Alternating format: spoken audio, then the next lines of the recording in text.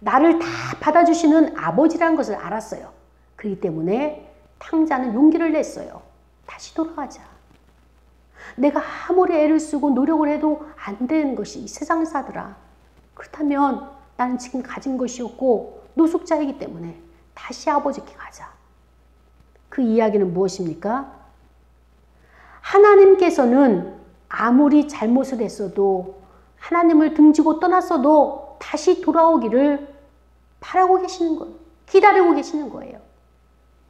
여러분 인생을 살면서 신앙생활을 벗어났던 지금 현재의 상태에 있는 분들, 아니면은 마음속에서 하나님을 신뢰하지 못하는 그런 의심과 불신을 가지고 있는 이런 마음을 가지고 있다면, 죄인을 용서하시는 그 하나님은 그까지 기다리고 참고 계시는 것처럼 나의 마음을 돌이키는 것은 탕자가 한 것처럼 내 마음의 죄의 자리에서, 하나님을 떠난 이 자리에서 돌이키는 것은 바로 우리가 해야 될 일입니다. 그렇습니다. 돌아왔을 때 하나님께서 그 아버지가 무조건 받아준 것처럼 하나님 아버지의 마음이 이 마음인 것입니다. 돌아가기로 결단한 이 결단, 그것은 바로 성령 하나님께서 결단을 주셨기 때문에 결단할 수 있는 것이죠. 탕자는 가장 처절한 절망적인 상황임에도 불구하고 생존을 위해서 돼지와 경쟁하는 그 현실적인 실존적인 상황이잖아요. 현실을 살아가는 데 있어서 경제가 뒷받침되지 않고는 우리가 도저히 살아갈 수 없는 이 상황이잖아요. 바로 경제가 무너진 자들은요, 하나님을 떠난 자의 그 실존을 보여주는 그 현실입니다. 그래서 아버지의 관계가 끊어진 이것을 먼저 우리는 회복을 해야 돼요. 여러분이 지금 경제적으로 어렵고 힘들다고 자식된 입장에서 또 살아가는 인생의 피조물 가운데 이런 일이 있다면 하나님의 관계가 제대로 관계 설정이 되었는가? 이것을 먼저 우리는 점검을 해야 됩니다. 그리고 아버지와의 관계, 하나님과의 관계를 해결하고 난 다음에 그 관계 회복에서 하나님께서 이 모든 것들을 다 하나하나 채워가시는 것을 볼 수가 있는 것입니다.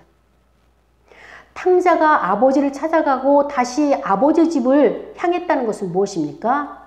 이 탕자는 오랜 고통 속에서 물과 성령으로 거듭나는, 그래서 하나님과 다시 회복되어지는 새로운 피조물이 됐다는 것을 말씀해주고 있는 것입니다. 그렇습니다. 탕자는 진리를 깨달았어요. 저와 여러분도 지금 우리가 살아가면서 힘든 것이 무엇입니까? 물질이 없어서 힘든 것이 아니라 사실은 내 마음속에 내 삶의 이 진리에 대한 이 목마름, 이것이 채워지지 않아서 우리는 힘들어하고 있는 것은 아닙니까? 탕자의 아버지는 이 둘째 아들과 첫째 아들에게 굉장한 사랑을 베푸는 것을 볼 수가 있습니다. 둘째 아들은 노여움이 많죠. 그러나 그 마음을 이렇게 만져줘가지고 하나님의 뜻을 볼 수 있도록 인도해줬다면, 아무리 잘못을 하고 자기의 중심적인 생활을 한다 할지라도 아버지는 모든 것을 포용하고 받아주는 아버지라고 하는 그 신뢰를 둘째 아들에게는 그 심어준 것을 볼 수가 있습니다. 오늘 우리는 리스바, 그 사울의 첩 리스바라고 하는 어미를 통해서, 또 오늘 누가복음 15장에 나오는 탕자의 아버지를 통해서 오늘 이 시대의 부모상, 어머니의 상, 아버지의 상을 돌아보았습니다. 사랑하는 여러분, 우리가 부모된 입장에서 자식들에게 해줄 수 있는 것이 무엇이겠습니까? 하나님으로부터 위탁받은 청지기일 뿐이에요. 위탁받은 자일 뿐입니다. 그렇기 때문에 부모 입장에서 너무 자식에 대해서 책임감을 가지려고 부담 갖지 마십시오.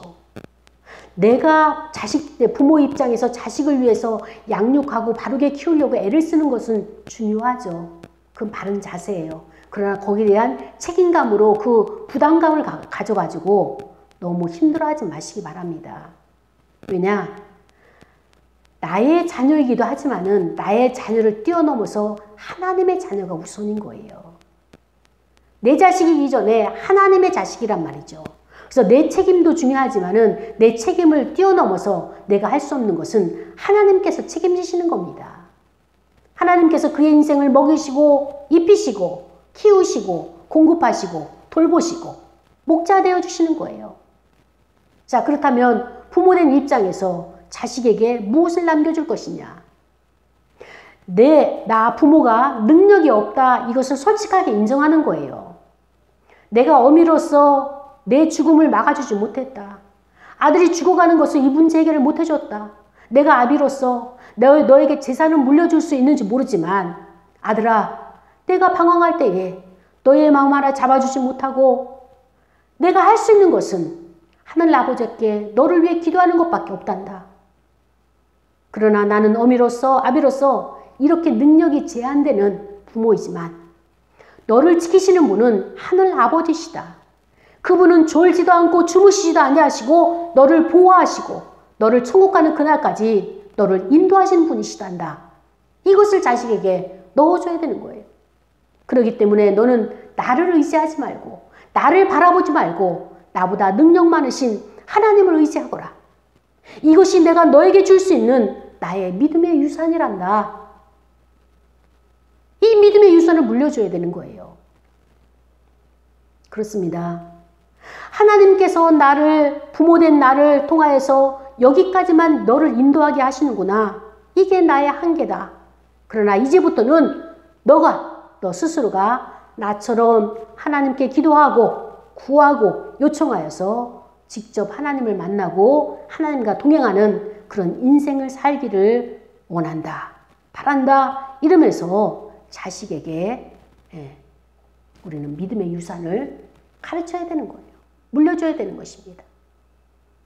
사랑하는 여러분, 어버이날 그 자녀들이 꽃 사오고 선물 사오고 돈 봉투 갖다 바칠 때 기분이 좋죠.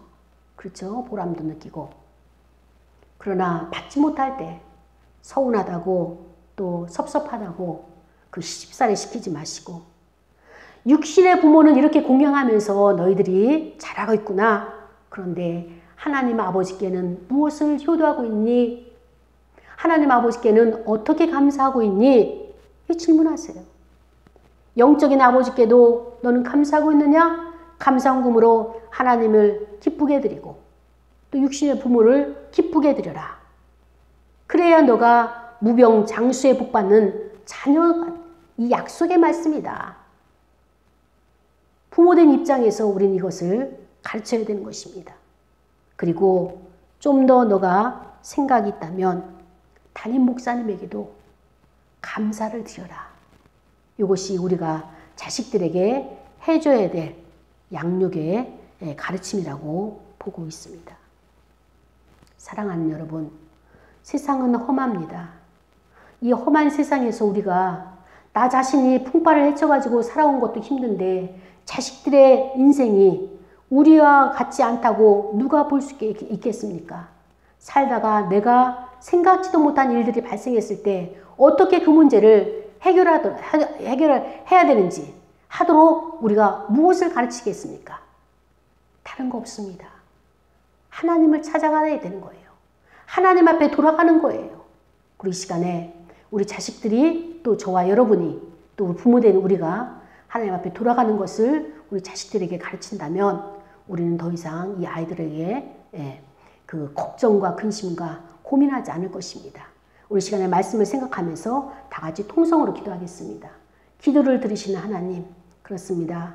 우리의 기도를 들으신 하나님 반드시 자식들의 기도를 들으실 것을 믿고 우리 다 같이 이 시간에